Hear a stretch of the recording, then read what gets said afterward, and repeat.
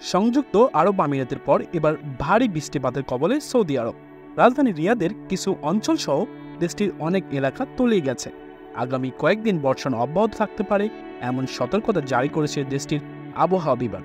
সতর্কতার অংশ হিসেবে বিভিন্ন জায়গায় স্কুল, কলেজ ও বিশ্ববিদ্যালয় বন্ধ ঘোষণা করা হয়েছে। সৌদি আরবের আবহাওয়া দপ্তর বলছে, শনিবার থেকে রাজধানী রিয়াদ সহ বিভিন্ন অঞ্চলে ভারী বৃষ্টিপাত অব্যাহত আছে। এতে তলিয়ে গেছে অনেক এলাকা, বৃষ্টিতে ভেসে গেছে বেশ কয়েকটি গাড়ি। সতর্কতার অংশ হিসেবে সৌদি আরবের বিভিন্ন জায়গায় স্কুল, কলেজ, বিশ্ববিদ্যালয় সহ অন্যান্য শিক্ষা প্রতিষ্ঠান বন্ধ রাখা হয়েছে।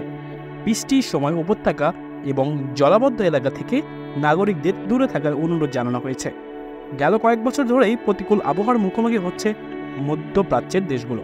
সবশেষ গেল সপ্তাহে ভয়াবহ বন্যার মুখোমুখি হয় সংযুক্ত আরব আমিরাত। সবচেয়ে খারাপ পরিস্থিতি দেখা যায় দুবাই ও শারজাতে।